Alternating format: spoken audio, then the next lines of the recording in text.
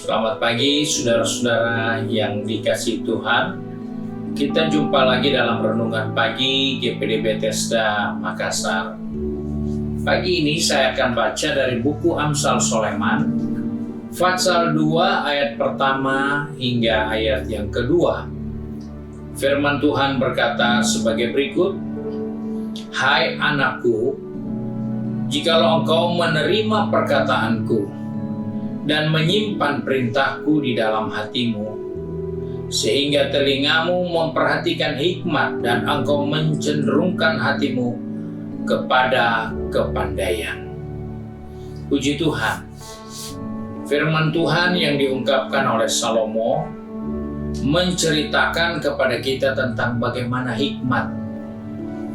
Hikmat itu adalah perkataan yang kita simpan, perintah-perintah yang kita perhatikan dan taruh dalam hati kita, sehingga telinga kita memperhatikan hikmat dan mencenderungkan hati kita kepada kepandaian. Hal ini penting sekali karena kita hidup di zaman yang sukar dan sulit. Kita harus memperhatikan dengan baik karena masa sukar itu ada di depan kita. Sebagaimana Rasul Paulus katakan kepada jemaat di Efesus pasal 5 dikatakan, "Jangan kamu bodoh, tapi hendaklah kamu jadi bijaksana. Kamu punya hikmat dalam menyikapi hari-hari yang ada di hari-hari ini." Karena itu, hikmat itu adalah pengertian yang kita terima dalam pikiran kita, dalam hati kita, dan jika hati kita cenderung kepada hal itu, maka itu yang akan membuat kita berhasil. Karena hal inilah yang membuat orang-orang menikmati hasil dari semua kerja dan upayanya. Karena ayat 2 katakan tadi, "Sehingga telingamu memperhatikan hikmat dan engkau mencenderungkan hatimu kepada kepandaian." Jika kita punya hikmat, maka kita akan mencenderungkan diri kita kepada kepandaian, kepada keberhasilan. Dan hal inilah yang diperhatikan untuk kita lakukan dalam kehidupan kita. Karena banyak orang percaya, banyak anak-anak Tuhan, dia hidup tanpa hikmat.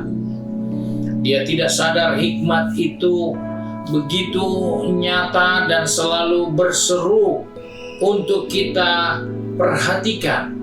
Karena hikmat itu adalah sesuatu yang Tuhan berikan bagi kehidupan kita.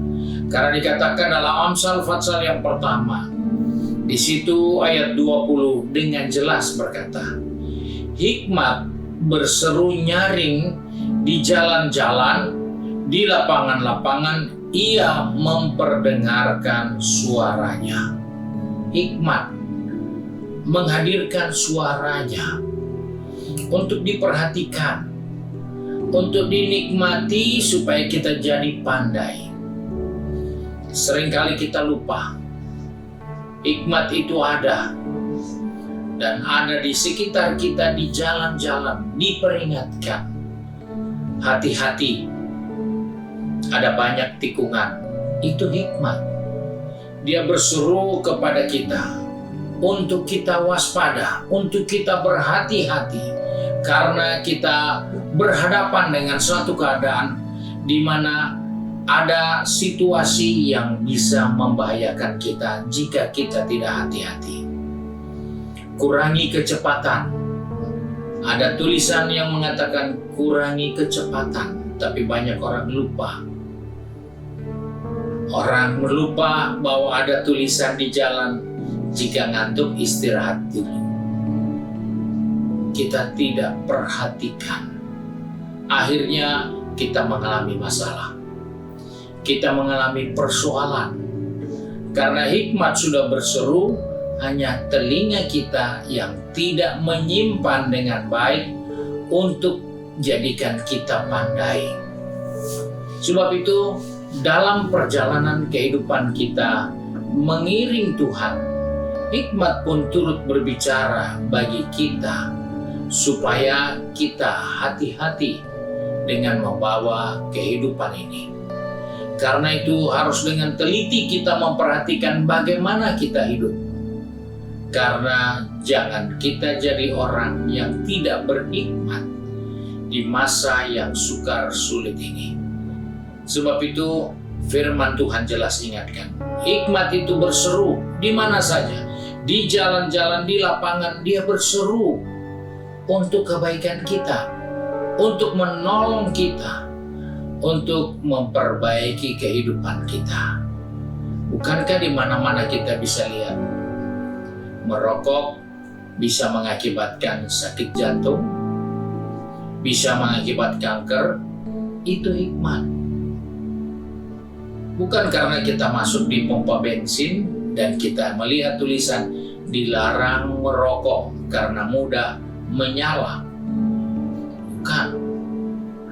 Tetapi kita tidak mengerti di balik merokok membahayakan kehidupan kita.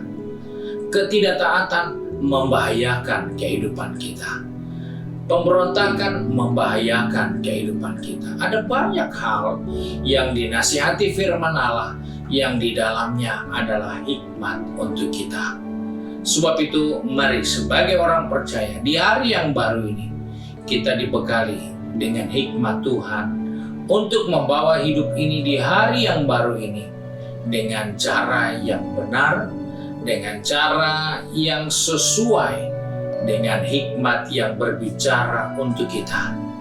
Karena hal inilah yang akan menolong kita, memberikan kita kepandaian, memberikan kita suatu kearifan untuk berjalan di dalam keadaan yang tidak nyaman seperti ini. Mari kita satu dalam doa.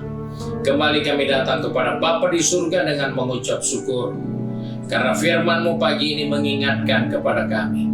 Biarlah kami memperhatikan akan hikmat itu. Kami menaruh dalam hati kami, menaruh dalam pikiran kami nasihat-nasihat yang ada, karena itu merupakan hikmat bagi kami, agar jangan kami menjadi rugi, menderita karena kami hidup dalam keadaan tanpa hikmat. Sebab itu Bapa, Engkau tolong anak-anak-Mu yang sudah ada di tempat bekerja, di tempat bisnis mereka, bahkan juga yang sudah di kampus atau di sekolah, dan juga yang sedang sibuk dengan kegiatan di rumah masing-masing. Ajar kami untuk berhikmat dengan waktu yang Tuhan berikan. Ajar kami untuk menyikapi setiap kesempatan dengan hikmat Allah, bahwa di dalam segala hal kami harus mengutamakan Tuhan lebih dari segala sesuatunya, supaya kami hidup di dalam hikmat Tuhan untuk menuntun kami berjalan di hari-hari yang penuh dengan pergumulan tantangan yang mampu merusak kehidupan kami. Sebab itu tolong pegang tangan kami, pertetapkan langkah kaki kami. Dimanapun kami berada, biarlah hikmat selalu menjadi bahagian kami untuk kami lakukan di dalam perjalanan kehidupan kami. Terima kasih Bapa untuk berkat-Mu hari ini. Sebab itu kami bersyukur dan berdoa hanyalah di dalam nama Tuhan Yesus Kristus, Juru Selamat kami, majikan kami yang baik dan setia. Haleluya. Amin. Puji Tuhan, Tuhan Yesus memberkati kita. Selamat pagi.